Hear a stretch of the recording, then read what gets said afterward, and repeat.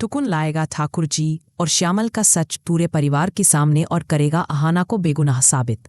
यही कहानी है बड़े घर की छोटी बहू की, जहां आज टुकुन वो करने वाला है जिसकी किसी ने कल्पना भी नहीं की थी। घर का माहौल भारी है, हर तरफ फुसफुसाहट, ताने और इल्जाम।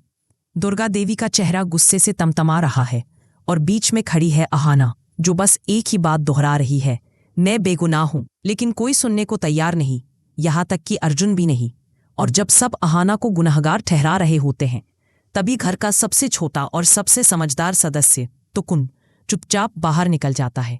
वो गली के मोड़ पर एक चाय की दुकान के पास रुकता है। भाप उड़ती हुई चाय, हंसी मजाक करती भीड़, और वहीं एक कोने में बैठा है श्यामल, अपने दोस्तों के साथ बेहद मस्त मूड में। वो जो बातें कह रहा होता है, उन्हें सुनकर किसी के भी रोंगटे खड़े हो जाएं। भाई, क्या मजा आया। पिशीमोनी के कहने पर जो प्लान बनाया था वो एकदम सफल हुआ। अहाना ने शरबत पिया और पूरे घर ने उसे गुनहगार मान लिया। उसके दोस्त ठहाके लगाते हैं। श्यामल आगे कहता है, और इसके बदले पिशीमोनी ने मुझे बढ़िया इनाम भी दिया। टुकुन की आंखें चौड़ी हो जाती है। वो धीरे से अपना फोन निकालता है और हर बात रिकॉर्ड कर लेता है। अब उसके पास वो सबूत है जो अहाना की जिंदगी बदल सकता है। वो सोचता है, जैसे मैंने पोल्टू दा की चाल का पर्दाफाश किया था, वैसे ही अब श्यामल और पिशीमोनी की साजिश का सच सबके सामने लाना होगा। शाम को जब सूरज ढलने लगता है, टुकुन सीधा श्यामल के पास पहुंचता है। श्यामल दा, आज बड़ा मजेदार नजारा देखने को मिलेगा, टुकुन मुस्कुराते हुए कहता है। दुर्गा देवी आज पूरे मोहल्ले के सामने अहाना को सजा देने वाली है। सब उसे धक्के मारकर घर से निकाल देंगे। श्यामल हंसता है, अच्छा, लेकिन तू ये सब मुझे क्यों बता रहा है? टुकुन बोलता है, क्योंकि तुम इस हादसे के गवाह हो। तुम्हारे बिना ये ड्रामा अधूरा रहेगा। श्यामल, जो खुद को बड़ा चालाक समझता है, तैयार हो जाता है। उसे क्या पता आज वही अपने जाल में फंसने वाला है। दूसरी ओर घर में तूफान मचा हुआ है। तीनों बहुएं अर्जुन से कहती हैं, आपको अहाना का साथ देना चाहिए। याद है ना, आपने सबके खिलाफ जाकर उससे शादी की थी। अर्जुन गुस्से से जवाब देता है, मैंने सबके खिलाफ जाकर उसे अपनाया, लेकिन अब नहीं।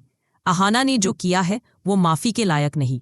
और यही से अर्जुन का दिल और अहाना का विश्वास दोनों टूट जाते हैं। रात ढलते ही पूरा मोहल्ला दुर्गा देवी के आंगन में जमा हो जाता है। हर चेहरा उत्सुक है, हर नजर अहाना पर टिकी है। तभी टुकुन माइक उठाता है और कहता है, दुर्गा देवी, अगर आज सजा देनी ही है तो पहले एक चीज देख लीजिए। सभी चौंक जाते हैं। टुकुन मोबाइल स्क्रीन पर एक वीडियो चलाता है। श्यामल की आवाज गूंजती है, हाँ, मैंने ही अहाना के शरबत में नशे की दवा मिलाई थी, और ये सब मैंने पिशीमोनी के कहने पर किया था ताकि उसे घर से निकाल दिया जाए। जैसे ही ये वीडियो खत्म होती है, सन्नाटा छा जाता है। पिशीमोनी का चेहरा सफेद पड़ जाता है। दुर्गा देवी के हाथ कांप उठते हैं और अर्जुन की आंखों में ग्लानि भर जाती है। श्यामल भागने की कोशिश करता है, लेकिन टुकुन झपट कर उसे पकड़ लेता है। अब गुस्से में लाल दुर्गा देवी कहती हैं, टुकुन, जो सजा अहाना को देने की बात मैंने कही थी, वही सजा अब ठाकुर जी और श्यामल दोनों को मिलेगी। घर के हर कोने में एक ही बात गूंज रही है, सच कितना भी छिपाओ, वो एक दिन सामने आ ही जाता है। अहाना की आंखों से आंसू बह रहे हैं, पर इस बार वो दुख के नहीं, राहत के हैं। टुकुन मुस्कुराता है। उसने एक बार फिर साबित कर दिया कि सच्चाई की जीत हमेशा होती है। अब सवाल ये है, क्या दुर्गा देवी ठाकुर जी को माफ करेंगी? क्या अर्जुन फिर से अहाना के पास लौटेगा? और क्या पिशीमोनी अपनी हार मान लेगी? इन सारे सवालों के जवाब मिलेंगे अगले एपिसोड में। क्या आप भी मानते हैं कि टुकुन ही है इस कहानी का असली हीरो?